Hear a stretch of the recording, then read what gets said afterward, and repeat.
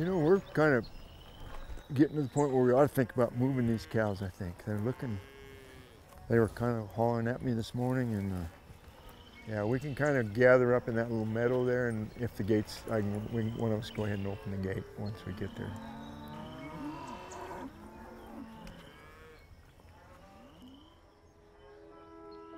So, I guess the thing that I love about this life is that when I get up in the morning and go out, I can look for different things. You know, I've been here since before I was born. My grandfather homesteaded a half a mile from where we sit right here in 1897, so I have roots here that I feel, but this is a new field, a new landscape every time I go out there.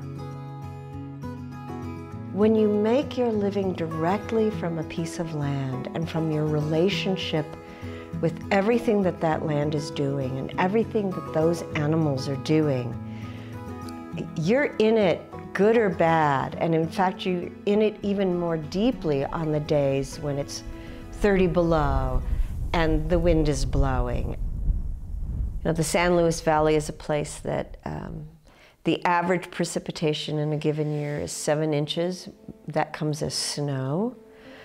We didn't get 7 inches of snow this year, and in fact, during the winter, I think 22 to 35% of the average snowpack fell. You know, our weather has definitely been drier. It was much warmer this year as well. So again, I think that we have a tendency to focus on how dry is it. Not only was it infinitely drier, but what little fell had more trouble sticking around for a number of factors. And then we kept sort of crossing our fingers that we'd get those wet spring snows, and we didn't get those either. On a good year, we wouldn't be taking this bunch of little calves across that river very easy. Right now, we can walk across it anywhere. So.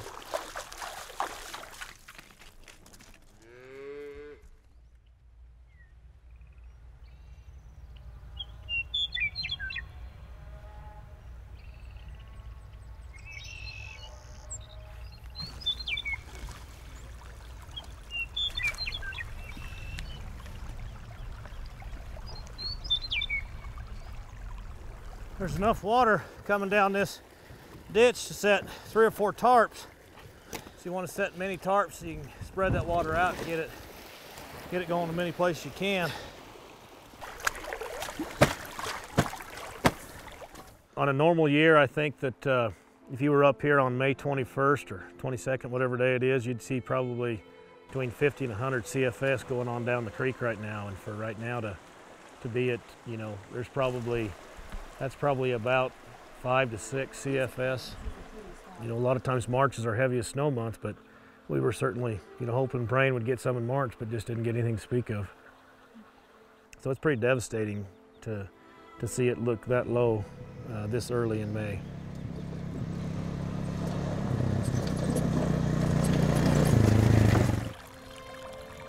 Whether we're having to buy extra hay because there's no grass, or we're selling off our herd to reduce our numbers.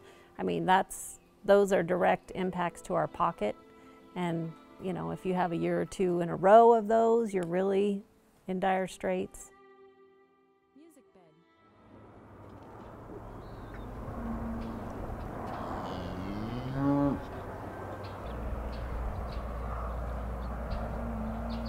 It's less about like the concept of warming him up, so to speak. It's more just, yeah, just working on getting his feet in the right place and his mind in the right place. Like that cowboy concept of like you hop on and you lope off. Like that's bullshit. That's not really how that works. So yeah, I mean, sometimes Mother Nature deals you a hard hand and you've got to make hard decisions and decide what's your best option for today and your best option for tomorrow. So because of the dry year, the change that we are making is less animals or for shorter periods of time. Yeah, it's a dry year, and so we are actively destocking, period. That's just our reality, you know?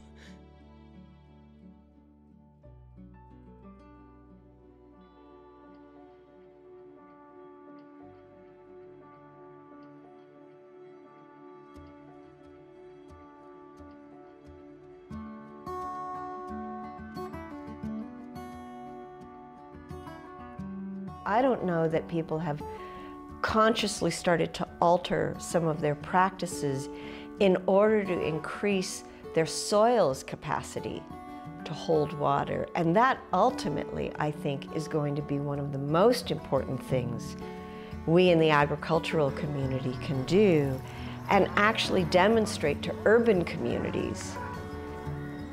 Oh, here's another place where we've got a lot of things going on.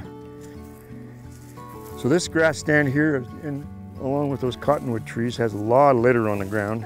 And so underneath this stand of grass is about 2/3 more biomass underground than there is above ground. And so what you see above ground is the stuff that we think about all the time, but all those roots and all that underground is where the real carbon is stored and where the life that's in the soil lives, in all that massive roots and insect tunnels and all the different things that are in there. Trying to kind of understand how they work and their relationship between them and the plants is then kind of what's left over from that is where we try to fit in and make our living and be a part of this without doing anything but maybe improving it. What we try to do with grazing is disturb it and rest. Disturb it and rest. And so you've got to manage your rest time as much as your disturbance time. And so in a year like this where it's dry, your plants are a little bit more weak or stressed more than normal, then you're going to have a longer rest time because it's going to take longer for it to recover. Cattle are an amazing tool for the land, and then it's crazy what they're capable of doing. And so although it's a dry year, you know, you look around and you're like, damn, things still look good, you know?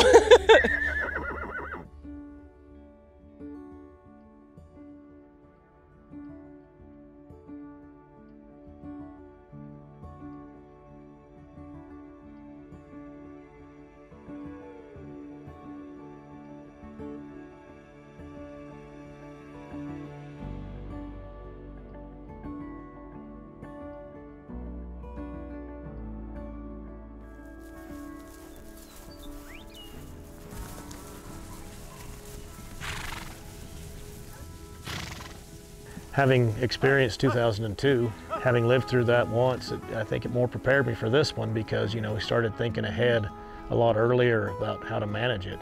But it certainly really makes you appreciate the moisture when you get it and the snowpack throughout the winter and how important it is to use it and use it wisely.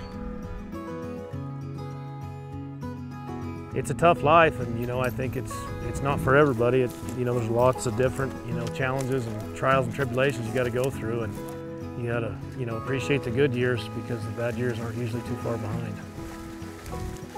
It's pretty nice for the kids to, you know, go and, you know, just grow up on the outside and get muddy and get dirty and, you know, understand how the water works and the cattle and how important everything kind of ties together. And we really enjoy being a cow-calf producer, and you know, it's rewarding to watch the whole process work and unfold and do it again the next year.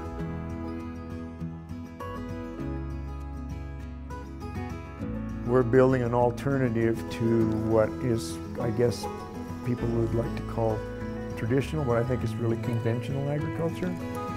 You know, we're in the beginning of a very serious drought, and we have more grass than we can use, because over a long period of time we've built that relationship with that soil and with these grasslands so that they're here for us when we need them. And the healthier we are, the more we can actually let go downstream, because we don't need to take so much. If we can focus on positive things that are going on out here in the soil and in the land, and then start to build on that and create positive things to offset all these negative things, I fully feel like we can turn this thing around.